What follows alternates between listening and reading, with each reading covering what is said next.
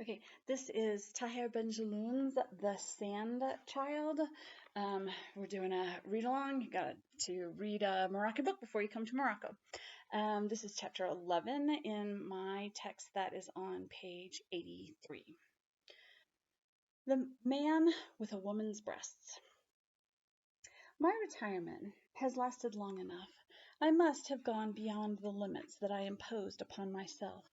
Who am I now? I dare not look at myself in the mirror. What is the state of my skin, my facade, my appearance? Too much solitude and silence have exhausted me. I have surrounded myself with books and secrecy. Today I am trying to deliver myself. From what, exactly? From the fear that I have piled up? From the layer of mist that served me as a veil? From that relationship with the other in myself? He who writes to me and gives me the strange impression of being in this world? To deliver myself from destiny or from the witnesses of my early years? The idea of death is too familiar to me to provide a refuge, so I shall go out. It is time to be born again. I am not actually going to change, but will simply return to myself just before the destiny that was laid down for me begins to unroll and carries me off on its current. To go out, to emerge from underground. My body would raise the heavy stones from that destiny and stand like a new thing on the ground. Ah, the idea of subtracting myself from that memory brings me joy. I had forgotten what joy is, what relief, what pleasure in thinking that it would be my own hands that would mark out the route of a street that might lead to a mountain. It has taken me a long time to reach this window. I feel light. I am about to shout out with joy, or to sing. I shall go away and leave this unmade life. My life is like this bed and these sheets rumpled by lassitude, by the long nights, by the solitude imposed on this body. I am going to leave without putting my affairs in order, without any luggage, just money and this manuscript, the unique trace and witness of what was my Calvary, sorry. Um, it is half blackened with ink. I hope to write happier stories in the other half.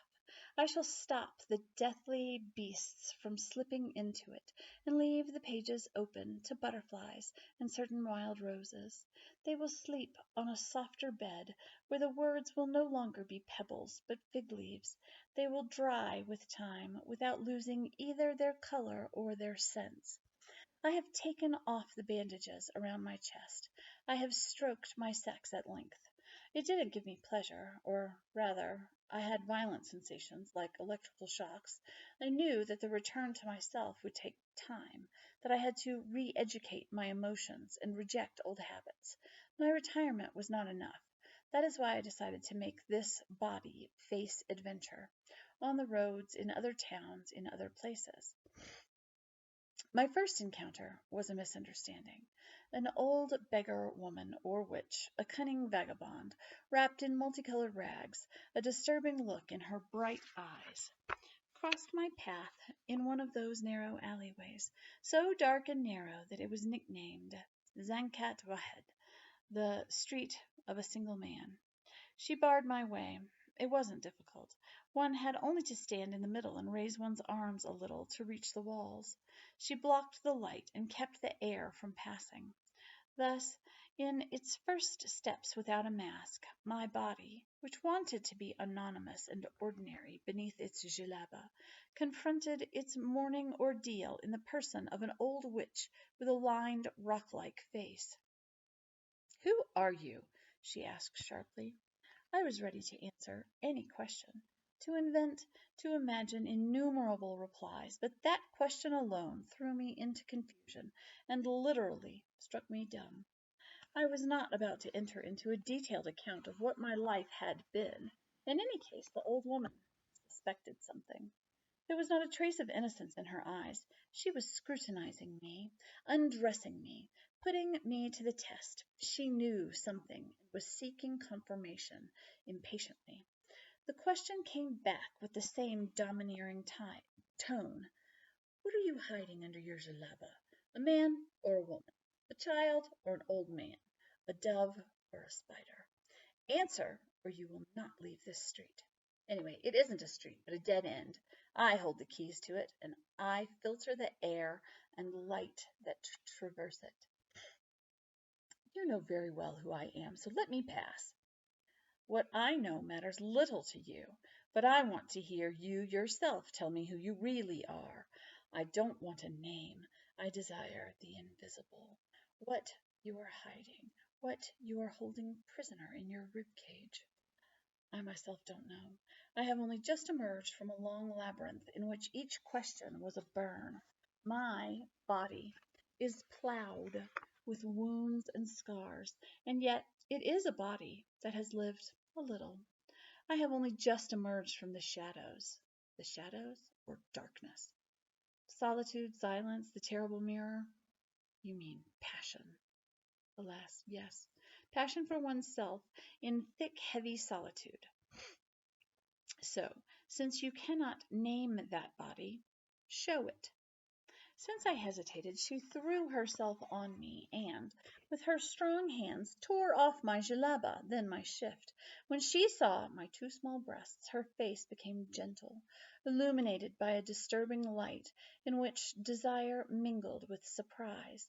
She gently moved her hands over my chest, and then her lips to the nipple of my right breast, kissed it, sucked it. Her mouth was toothless. It had the softness of a baby's lips. At first I did not stop her. Then I reacted violently, pushing her aside with all my strength.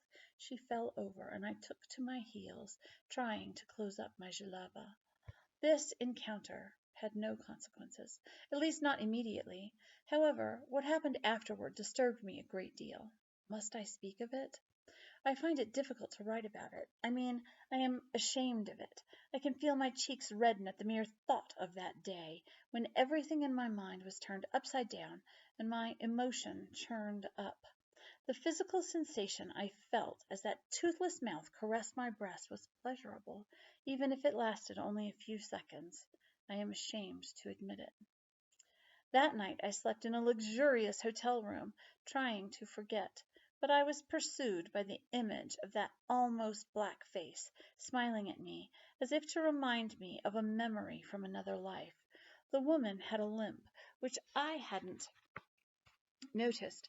Her voice was not entirely strange to me. It was part of my childhood. Then, all night I could not get the face of my mad, amnesiac mother out of my mind. It gradually replaced that of the old woman and made me feel ill. I had booked into the hotel under my official identity, but I noticed the worried look of the porter. My sentences remained unfinished. I lay down on the bed, naked, and tried to revive the pleasure that had been forbidden my senses. For a long time I stroked my breasts and the lips of my vagina. I was overcome with emotion. I was ashamed. The discovery of my body was to pass through that encounter between hands and my vagina. Gently my fingers brushed over my skin. I was in a sweat. I was trembling, and still don't know whether what I felt was pleasure or disgust. I washed, then sat down in front of the mirror and looked at that body. A mist formed on the glass, and I could hardly see myself. I liked that vague, unstable image. It corresponded to the state in which my soul was bathed. I shaved my armpits, perfumed myself, and returned to bed, as if I were seeking some forgotten sensation or liberating emotion to free myself. These caresses in front of the mirror became a habit, a sort of pact between my body and its image, an image buried long ago that had to be awoken as my fingers lightly touched my skin. I would write before or after these sessions. I often lacked inspiration, because I discovered that the caresses accompanied by images were more intense. I did not know where to get them. I would invent a few, but it was no use. They wouldn't work. Just as I sometimes spent hours in front of the white page, My body was that page and that book. In order to awaken, it had to be fed, wrapped in images, filled with syllables and emotions, maintained in the sweetness of things, and given dreams. I found myself once again locked away. I could not forget my first encounter, but I could not give up or go back on my decision at any cost. To break with my family was natural, necessary, useful. To break with myself was of a different order, not even one that I had imposed upon myself.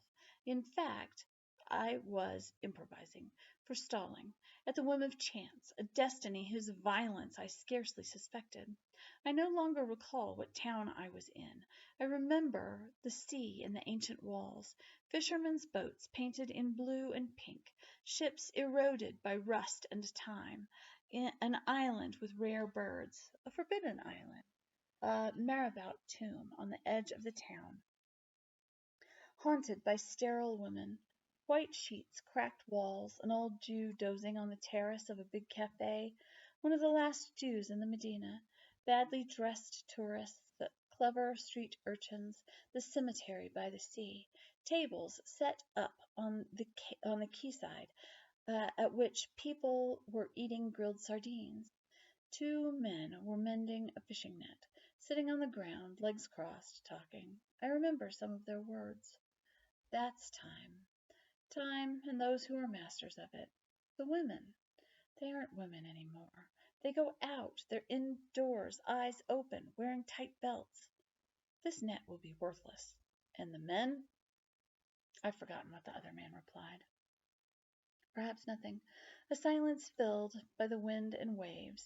It was no doubt in that town, governed by night and mists, that I met Abbas. She came to fetch me, as if she had been sent by someone.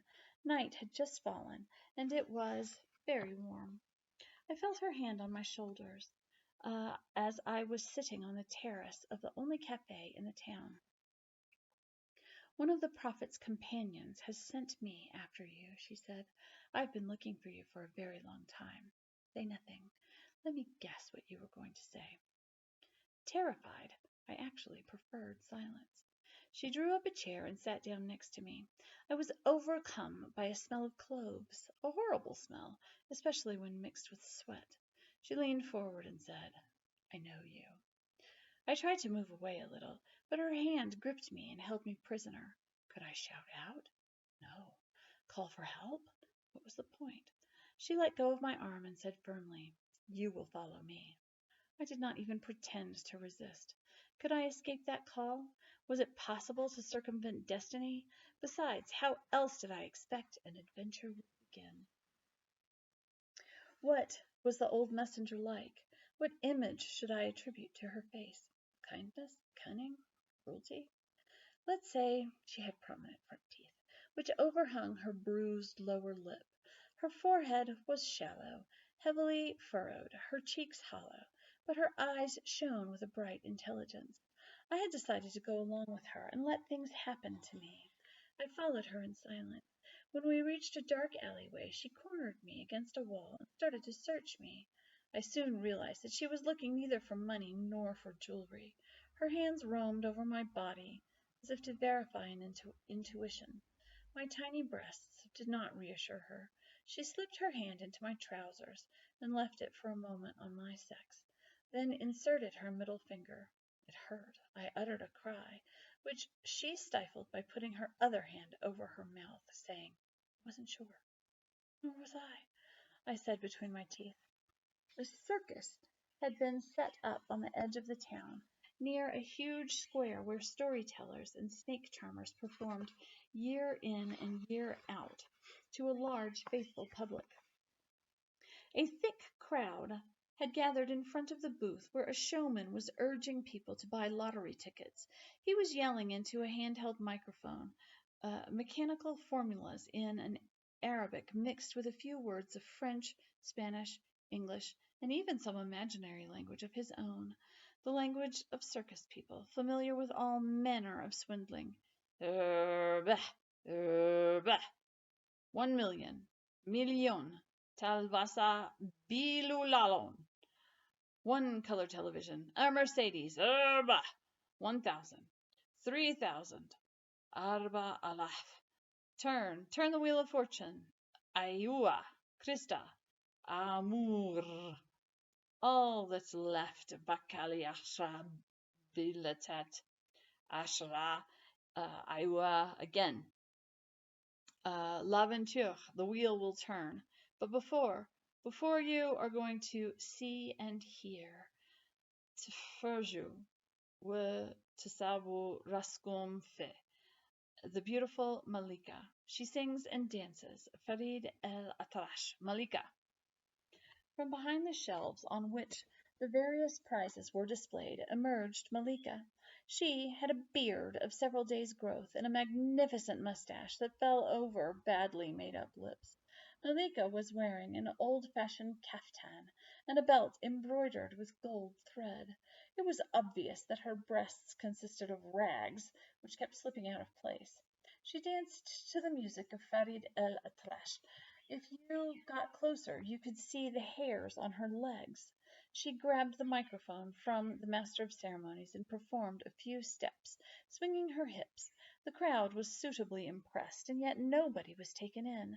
Malika was obviously a man. There was something very strange and at the same time familiar about him. Complicity brought the crowd together in good humor and laughter. The man danced a woman's dance, miming to Farid El Atrash, exciting the men in the crowd, winking at some, blowing kisses to others. I had already heard of those circus shows in which men dressed up as female dancers without really passing themselves off as women, in which there is an atmosphere of derision without any real ambiguity.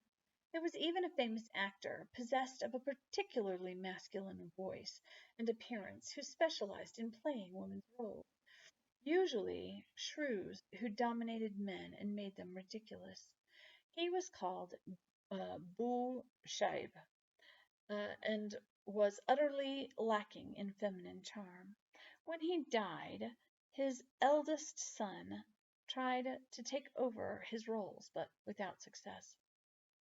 Abbas, the old woman's son, came toward me and made a sign for me to follow him.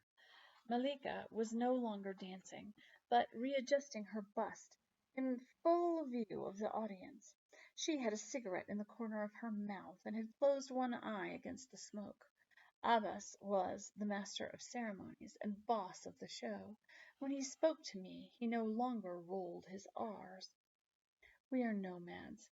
There is something exciting about our life, but it isn't an easy one. Everything is false, and that's what we're about. We don't hide. People come for that. For Malika, who is no more a dancing girl out of the 1,001 Nights than I am the man in the moon. They come for the lottery. The wheel of fortune is rigged, of course.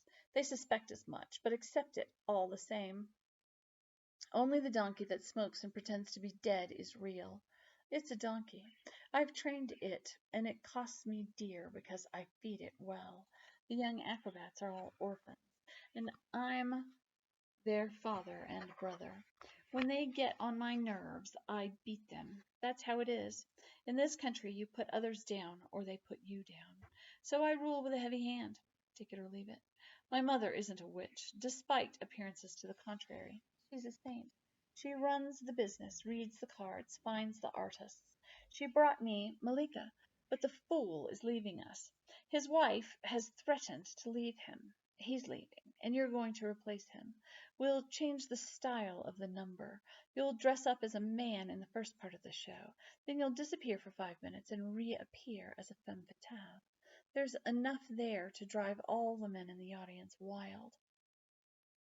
It'll be very exciting. I can see it now. A real show, with proper staging, suspense, and even a bit of nudity. Not much, just a leg, a thigh. It's a shame your breasts aren't very big. The men around here love big breasts and buttocks. You're too thin, but it doesn't matter. We'll have to work on the gestures and innuendos. You'll begin tomorrow. Sometimes men get excited and throw banknotes at the dancer. You'll pick them up and give them to me. No fooling around. I said nothing throughout his long speech. I was fascinated. Slowly but jerkily, I was beginning to realize what kind of person I should become. I shuddered. Was that the emotion of a body summoned by another life? New adventures? I slept in a tent. Around me I recognized the young acrobats, who were very discreet. They gave off a smell of straw and urine, so intense it nearly knocked me out. The night was long and heavy. I had dream after dream, horses' heads baked to a cinder in the sand, an open hand eaten by red ants, song after song, lacking all melody and harmony. A man with a shaven head and one leg was whipping a tree. A street rose and rose until it became lost in the twilight sky. The young acrobats climbed one on top of another and formed a pyramid. They were not doing a turn, but helping an old asthmatic get to heaven. They thought they would be able to lay him at the threshold of paradise. The pyramid was very high. I couldn't see the top, which was lost in a cloud. The sick man's tiny body was passed from hand to hand. He was happy. This was the way he wanted to go. He didn't want his soul to get to heaven without him. The boys were laughing. The boss was organizing the operation with his handheld microphone. It was a gentle death, like that of birds dropping out of the sky. The old man was holding a handkerchief and waving us a last goodbye with it. He was light and smiled a lot. Then there was silence. The boss disappeared. The boys came down, one after another, holding the old man's clothes. Mission accomplished. Last time they had sent the boss's grandfather to heaven in this way. They said it was very mild up there. They laid the old man on a fairly thick layer of cloud and waited for other hands to take him. They weren't allowed to say any more. Besides, they didn't know anything. They were quite content to form the ladder and provide the transport. The rest was not their business. The first night was interminable. The suffocating smell of the horses urinating on the straw must have caused me to have those visions, of which I could remember only the most striking. Next day I remembered a man's face, made up like a woman's. The man was crying, and his tears made the makeup run down over his beard and mustache. He was crying for no reason, and wanted me to give him my breast, as if he were an infant who had been weaned too early. When he came up to me, I recognized the old woman who had brought me into this situation. She had disguised herself as Malika and was really crying. In the morning I made a few attempts to perform on the boards. The old woman stuck on my lips the mustache that she herself had worn in my dream, and powdered my cheeks with some black substance by way of a beard. The caftan was very old and dirty. It was still impregnated with numerous applications of cheap perfume. She called me Zahra, Amarat Lohb, Princess of Love. I performed to order. My curiosity was driving me to go further. I might not know anything about this family of artists, but I did hope to know more about myself. I had no fears. On the contrary, I was jubilant, radiant, as if a weight had been lifted from my shoulders. That's the end of chapter 11.